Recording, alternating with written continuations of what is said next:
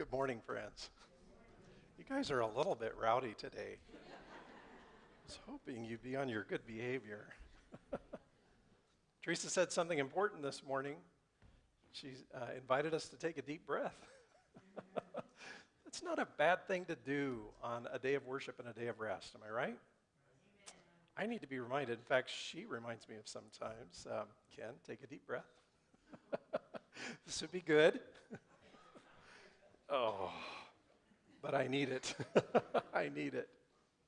I told her the other day, I have a dear friend that told me during the COVID situation to shrug your shoulders, Ken. This is one of your elders. I must have sounded pretty tense. We need that, don't we? I've been a little bit focused on future things and plans and those kind of things. And it was good for me the first Sunday of the year to sit down with some of you and to hear you talk about just what you're grateful for in the year before, and to stop and give thanks and to reflect on the good things that God has been doing. And just being here today, I've been thinking about that, about the importance of stopping and reflecting and giving to God the praise that is due. I couldn't help but think about that when I saw family members of Bob and Ruth Beeson walk in. And so Steve and Cheryl are here, and thank you for being in worship with us this morning. To me, it just means so much. We love your parents. We love your family. And all that they've sacrificed and done in their whole generation. Steve asked about Bonnie Jerome this morning, and some of us stopped by her place last week for her 99th birthday. And I think of her as one of our key prayer warriors in this church. It made me think of Helen Sherman and her prayer for this church. The one thing that she would always ask me as she was losing her hearing and losing her sight is, tell me about the youth and the children of the church. And she was well into her 90s at that point. And I love that heart because she always wanted to consider what's next and what's next. As we look back, we give God thanks for faithful pioneers, don't we? For faithful people who have done so very much. We celebrate our 60th year in a month. And so I bet you're pretty impressed that I arranged for the Beesons to be here today. Really, I didn't. But we are celebrating, taking in a deep breath and giving God praise. I hope you can do that. I hope you can keep thinking about Teresa's challenge. What are you specifically grateful for today? And I think it's incumbent upon us as worshipers to always approach the throne of grace with thanksgiving. Don't you? Sure, we're urgent with our needs and our concerns and our wants, but today's not about us. Today is all about him. It's all about who he is and what he's doing. I want to invite you to turn to Psalm 23. Part of God's love letter to you and I is this beautiful and well-known psalm. And I felt impressed to slow down with this very familiar psalm for a very unfamiliar 2023. And to thank God that his promises are true and that his word doesn't change. Something we can shrug our shoulders with, rest in, take a deep breath over, regardless of anything else that seems to be stirring around. We can give God thanks for his promises today. And I want us to keep doing that. So in this series of messages, you're wondering how I could stretch 6 verses into 4 Sundays, but so far I've done it. I'm sure you're expecting me to go just 2 or 3 minutes today because it's the 4th one. No, not really. But I wanted us to think about this psalm in depth. And so I've invited us to think about what it means to listen to the shepherd. Specifically, what it means to listen to a shepherd who leads us somewhere. And if we don't go where Jesus leads, the tragedy is we don't hear him anymore, because we're still behind in whatever pasture we thought was great while he's moved on. Somebody added to my understanding of sheep along the way in this series. They said sheep will actually eat the roots of the grass. And that's why there's such a problem for any kind of grazing for cattle or anything else, is they're not smart. That is not smart to eat all of your resources to the point where they can't replenish themselves, right? But that's what sheep will do without a good shepherd. So a good shepherd sometimes says, follow me, move. Let's go on from here, even though you love it. I want you to understand, I know better than you do. So follow me and keep coming along. And other times, we saw this in the second week of the new year, other times Jesus says, whoa, slow down. Take a break. He leads us beside still waters. He makes us lie down. He makes us stop. Because the reality is, if the shepherd stops and we keep going, we can no longer hear the voice of the shepherd. Right? Because we walked away from him. Last Sunday, I encouraged us to remember that God uses all of our problems for good. He shapes us in the dark seasons. Faith is required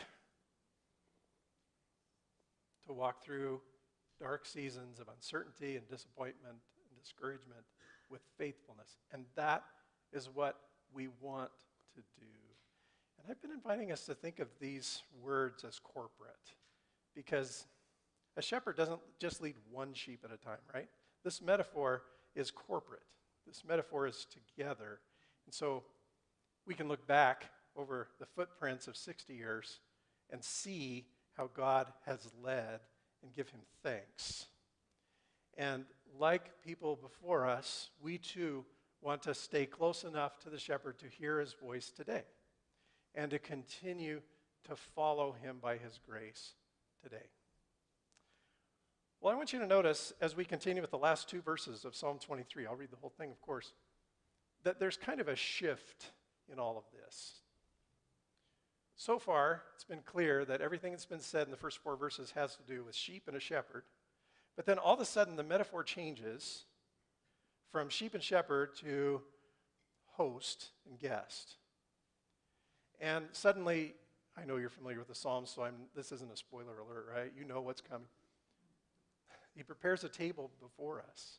It's kind of silly to think about a sheep bellying up to the table. Obviously, the metaphor has changed, and I want to address that a little bit. But I want us to think about this incredible invitation to come to the table today and to see in context what that actually is, because it might surprise you a little bit. Would you stand with me as you're able? I'm going to focus on those very words right there. Would you stand with me as you're able? And I'm reading from Psalm 23. I invite you to hear how much the Lord loves us.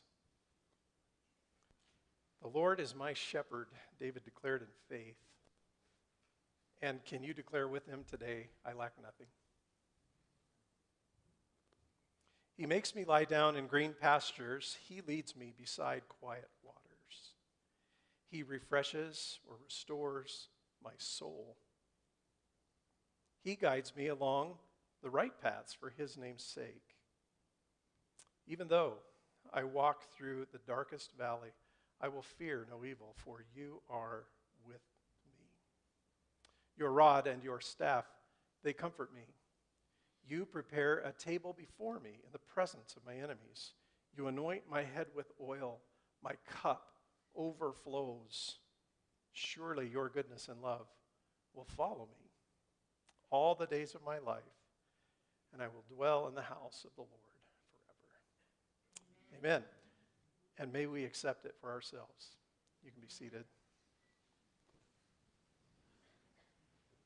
So we think of Psalm 23.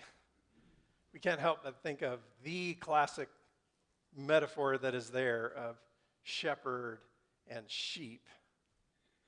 And then all of a sudden, we get a bit of a switch in talking about being invited as guests to a table. And then this really interesting wrinkle that this table is spread out for us in the presence of our enemies. And you're thinking, it doesn't sound like a party to me. I don't know that I would want to invite my enemies to this table. So far, I really like the green pastures and the water and everything else, the protection and guidance, but what's this business about enemies? And I want to talk a little bit about what's going on. The first metaphor, as you know, which is covered in the first 4 verses, is the comparison of God as a good shepherd and we as the sheep. And then it changes, and here it changes, and I'm going to suggest to you that what he's really talking about is God as the just king, a king of justice. I know that doesn't jump off the page to you necessarily when it comes to sitting at a table, but what this is all about is this is not just a host inviting a guest to a table. This is a king inviting a subject or a vassal to the table because of the context after a victory of inviting some of the captives who lost to watch you feast on the spoils. Isn't the Old Testament cruel? It really is. I reread something in Judges about a king who would cut the big toes and the thumbs off of his enemies, right? 70 of them, and make them eat scraps at the table. I mean, the Old Testament mindset is pretty violent, isn't it? It's pretty cruel. But if you want to understand what is probably in the mind of King David, it isn't a random detail to include that the enemies are standing around watching as he and God's faithful sheep who have been led to safety sit down at the table and dine. This is a spoiler alert. Aren't you glad for the new covenant versus the old covenant? Aren't you thankful for Jesus' grace versus a whole system of you don't get it if you don't earn it? So much of the Old Testament is simply to point us in this direction. I'm getting way ahead of myself in the sermon now. Of grace. I really think so. But I want us to understand that in context, what's being described here is a scene that would be familiar in the ancient mind, to one of conquering, to one of victory. And notice the separation that's there. There is a separation between those who are seated at the table and those who are forced to stand by the table and watch. So I think that separation is really important to think about if we want to know what is in there for us in the Psalm. So those are the two. Another way to think about this, besides verses 1 to 4 and 5 to 6, is look at the very last phrase in this psalm. And if you think about it, the first phrase, everything to the left of the comma, is a description of everything you've seen about the Good Shepherd leading us to the pastures and all the way through the darkness. He's been good to us. God's goodness has followed us as we followed him all through our lives. And then there's just this, in English, a 3-letter conjunction, and someone said it's the most important word in Psalm 23, and. Your goodness and mercy have followed me all the days of my life, and that's not the half of it. The other half has to do with the just king. And I will dwell in the house of the Lord forever. And I mentioned this in the Dark Valley message last week, that there will come a day when we no longer need faith. I don't know if that sounds strange to you, but faith is believing something we can't see by definition. One day, it'll be by sight. I'll dwell in the house of the Lord forever, where I have the ultimate banquet in front of me. It's not just a hope out there someday, that someday all the wrongs in this world will be righted and things will be set straight and we will enjoy eternity. It's not just a hope sometime. It will be reality. And so here's the and.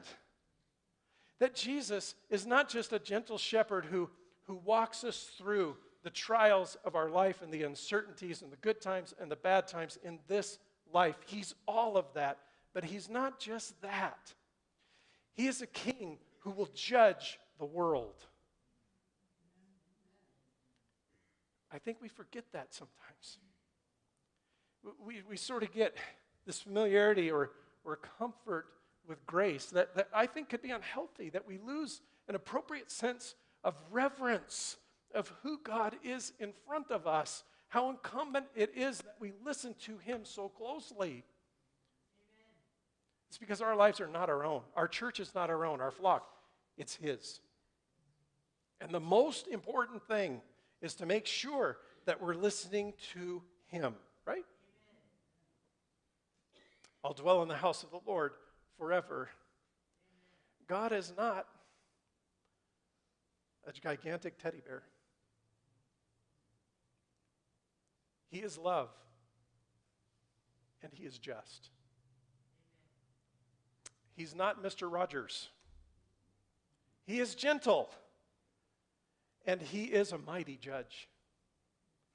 And the rightful king over us, right now, we understand in Jesus, that kingship isn't on hold, right? It's now. We understand that. And so, as people who have received grace, as people who choose to be marked as His sheep by our acceptance of the cross and our willingness to lay ourselves down, we are no longer ours. We belong to the Good Shepherd, who is the just King. One day, all of the messes we know about in the world will be resolved. And I think that's a big deal. It's not just about things being nice. It's actually about justice. It always makes me uncomfortable. I can give you the first point. Here's 3 lessons from the table. God is both shepherd and judge. So, at the end of time, it's not just about, okay, you and I landed safely, take the deep breath, shrug the shoulders, rejoice forever, give God praise. There's also an element in the Old Testament and the New Testament of God judging, of God setting things appropriately right as the just King of the universe. I'm so glad I'm not that judge. I don't have the stomach to do it. I don't have the heart to do it. You know, as Quakers, I think if there's a major dysfunction we have as a denomination, I was talking about this with somebody recently, it's that we overlook conflict. We overlook confrontation. We overlook problems. We don't like to talk about them. Denial.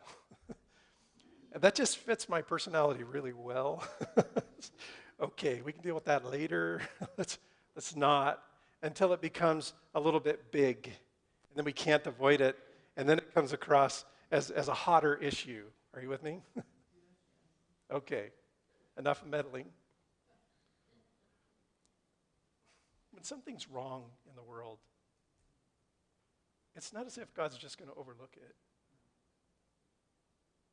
And I don't think that that's just Old Testament stuff. It's in the New Testament. Matthew 25 describes at the end of the age, and we know at the end of the age there's a great feast and banquet and celebration. And there's also judgment. And there's a separating, actually, between sheep and goats. Sort of fits with our Psalm 23 metaphor really well. But my point is, the Good Shepherd separates. Doesn't overlook. And I can't help but think about this banquet scene that David describes of those who are invited to the table to be seated with reward, and those who are made to stand and see what justice is. And if we think that thumbs and big toes is disgusting and cruel, I think it's nothing compared to the torment of hell. What do you think? And I know that because Jesus took our sin on His shoulders. He bled for us. And He cried out in the darkness. There was no rod. There was no staff. There was no sense of comfort from the Father when He looked out in the darkness on the cross, bearing the consequence of our sin, purchasing justice for us and this whole world. And Jesus was isolated because He bore our sin. And Romans even says He became our sin for us. I can't even imagine it. I can't think of any human punishment or any human consequence of marking a loser more than the perfect, loving Son of God hanging on a cross for our salvation. There's not just forgiveness. There's not just the leading of a shepherd. There's justice. It has been paid for in this world, and one day we'll see it. I don't know what that looks like. I can't picture heaven seeing people whom I have loved on the outside. So I just have to trust God that somehow He's got that worked out for me. I really hope that this is just one of those Old Testament pictures that doesn't describe New Testament grace. Honestly, I do. But I can't ignore it. God is both shepherd and God is a judge. Don't get that wrong. The church is not judge. The pastor is not judge. The person to your left is not judge. The person to your right is not judge. And the person with two thumbs, like this, is not judge. Only Jesus is judge. So don't get me wrong about that. As awful as all of that sounds, as much as you and I may not like it, only Jesus is king. And in the first part of Psalm 23, there's a shepherd's staff. But in the second part of Psalm 23, there is a king's scepter. And it's serious business. And it requires our yielding. It requires our allegiance. Because we're not just talking about what happens here and now in this world and pastors and those kind of things. We're talking about eternity and a permanent banquet table. The second thing that I see from all of this, well. Let me introduce the second point with this. Do you love that segue? Was that smooth? Pretty great? You'd think I didn't just change the slide this morning, and I can't remember. But there it is. You've heard the phrase, we've met the enemy and he is us, right? That actually came out in a cartoon strip in 1970 as a political commentary. You know, we've always, Billy Joel said the world's always been on fire, right? We didn't start it. We know there's a mess in the world now, and some of you lived through 1970, and you know. I lived through it, but I don't remember it. Okay, good. We're way too young. We just don't remember it.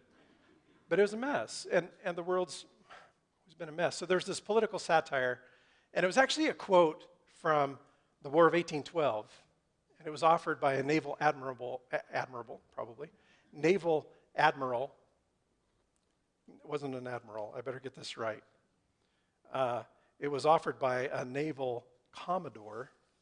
I'm not a sailor, so I don't know, but that's a commodore, who said, we've met the enemy and he's ours. And so Pogo, this fictional character, says we've met the enemy and he's us. I just got to thinking about that. The world's view of justice is more like that. We've met the enemy and he's ours, yeah! Rather than we've met the enemy and he's us, right? It makes me think of, I shouldn't derail, but it makes me think of the Beatitudes. And blessed are those who are poor in spirit, and blessed are those who desperately know that they are hungry and thirsty for God because they can't do this on their own. And it's not about projecting the problems outside of ourselves somewhere else. It's about understanding that it's us, it's our sin. So my second point, and I do have one, is we did not purchase our own seats at the table. Are you with me on this? Yes. I can't help but to think about that. When we think judgment, we think what we did right and what we did wrong. And I'm not saying that that's inappropriate. I get that. But I think part of the whole point of the Old Testament is to show all of us, none of us get it right.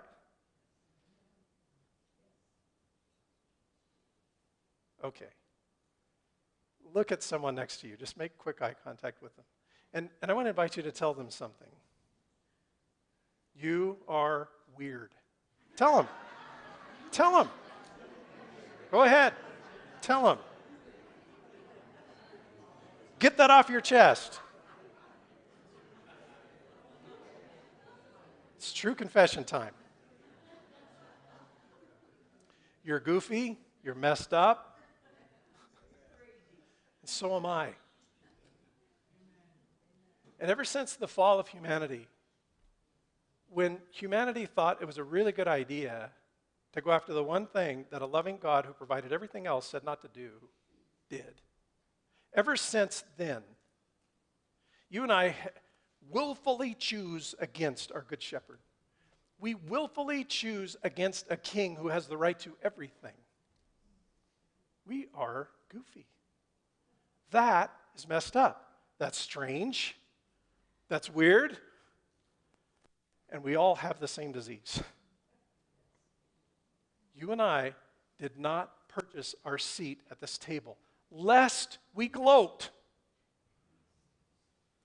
In fact, Romans describes, speaking of enemies in Psalm 23, that you and I were God's enemies.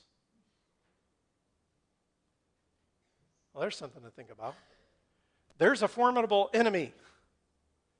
We don't have the right to be seated at the table any more than anybody else next to you does. We have all sinned. We've all, like sheep, gone our own way. We've all walked our own path. We've all defied God in our attitude, in our actions. We've all participated in Jesus' death. We did not purchase our own seat at this table, and it just seems of profound importance to me today. If sheep are to get along with each other and love each other, we've got to give each other a little grace. We've met the enemy, and sure enough, we're it.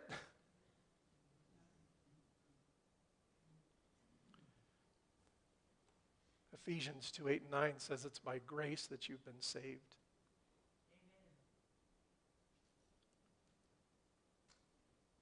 It's only through faith. And this isn't from ourselves, lest any one of us should boast. The person that you may have just identified as weird or kooky is just as much able to receive grace as you are. And I'm so thankful for this reality. David has an Old Testament mindset. And of course, I want to read Psalm 23 and I want to say, okay, David, remember that Bathsheba thing? Right? And on and on. He wasn't perfect. And none of us will live up to the old covenant. Can't. Only Jesus is sinless. Only Jesus could pay the price for those seats. And so it brings me to a third implication or a lesson, and that is our goal becomes different. It's not so much to measure ourselves with the outside world and say, look how terrible you are. It's not to compare ourselves to somebody that we think we're going to win in the comparison game with and say, well, your sins are worse than my sins. Or you are more wrong than I am, which is always true, by the way. Am I right? Everybody's more wrong than you are, right? Conflict resolution 101. I'm 95% right. You're 5% right? Pretty sure that's the way it works. Isn't that how everybody thinks? Our goal no longer becomes this weird comparison of who gets to sit and who has to stand, of losers and winners. It changes. It changes because we are under a king of grace. We're under a king who loves all of us unconditionally. You can argue my theology later when I say this, who forgives all of us unconditionally. It's just that we don't receive that forgiveness because we're messed up. And we choose to walk away from the table. We choose not to listen to the shepherd. We refuse his scepter. It's not because he didn't forgive us. It's not because he won't. It's not because he doesn't love us. It's not because he didn't die for everyone. He did. It's whether we choose to accept grace. And that's kind of the difference between sheep and guests, right? I told you how dumb sheep are a couple weeks ago, right? But in my experience, human beings are not dumb. They're crafty. They're careful. We're good planners. We're chess players. We think 17 steps ahead if we can. We're not like sheep. Oh, grass, yeah. We think our way through and strategize as if we don't need a shepherd. Our goal changes. Our goal is to welcome former enemies around us to sit at the table with us, isn't it? Come on. Wouldn't that be the right goal?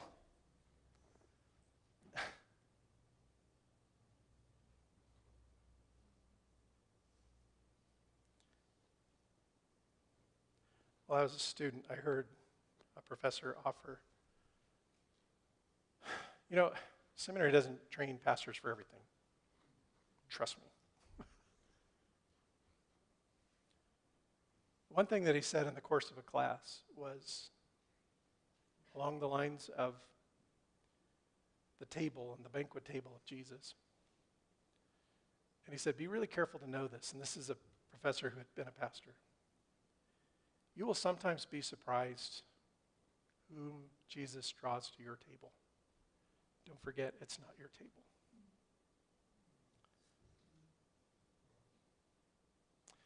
He will bring you to a place of fellowship where there are people with significant hang-ups. You will find them annoying, frustrating, and downright hurtful sometimes. But remember this, they are not your sheep. Jesus himself invited them to this table every bit as much as he invited you, Ken. Okay, there were like 200 students in this class. It wasn't Ken, but that's how I heard it. Teresa and I started solo pastoring a small church while I was in seminary, and that was important because, for heaven's sake, when you're 25, you think you know. Laugh. You can laugh at that. That's a big deal.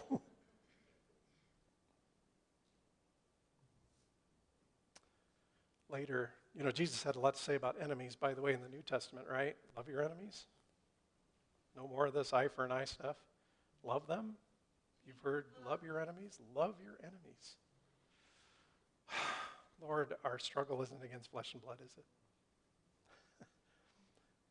Several times as I've had couples and marriages struggling, I've had them sit down together and I can tell the room is so tense and so painful. And these are people who dearly love each other. And I'll literally have them face each other, hold hands, and say 5 words. You are not my enemy. And I can't tell you how many times it's just melted the situation. They're just bawling. They can hardly say it. Because the intensity of the conflict between them had grown to this place where they forgot. You are not my enemy. Amen. Our struggle isn't against each other. It's against the rulers and principalities and authorities even of the things that we don't see and understand. There's spiritual battle going on. It's not about fellow people. And so our goal isn't to draw lines and say, you get your toes cut off and I stay at the table.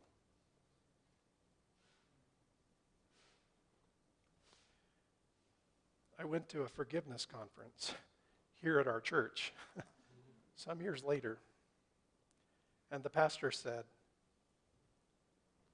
all of us, of course, struggle with forgiveness, don't we? Picture the person you need to forgive. Now picture them hanging on a cross, crucified. What? That's kind of a bizarre request. Then he explained, if you were to make your enemy pay for their sin, the consequence of sin is death. Jesus did that for your enemy. So go ahead and visualize your enemy hanging on a cross.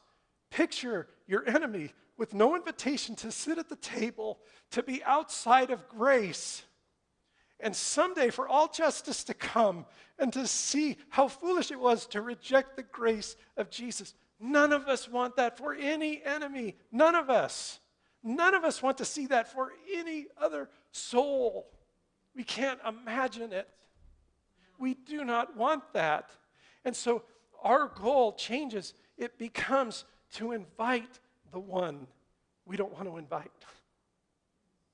It becomes to extend forgiveness, to extend grace, to extend peace, to extend the very invitation of Jesus to be healed. Not to suffer the consequence that's rightly deserved and rightly given by a king who is perfect. It is not what God wants. Peter says he is patient, not wanting anyone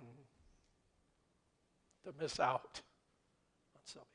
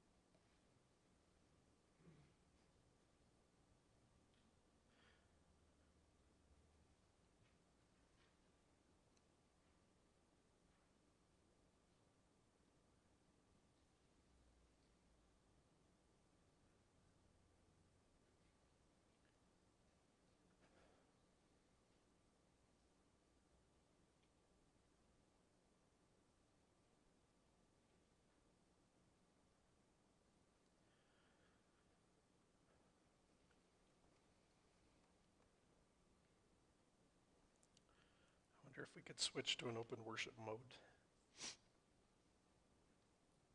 I invite you to listen to what the Spirit may need to say.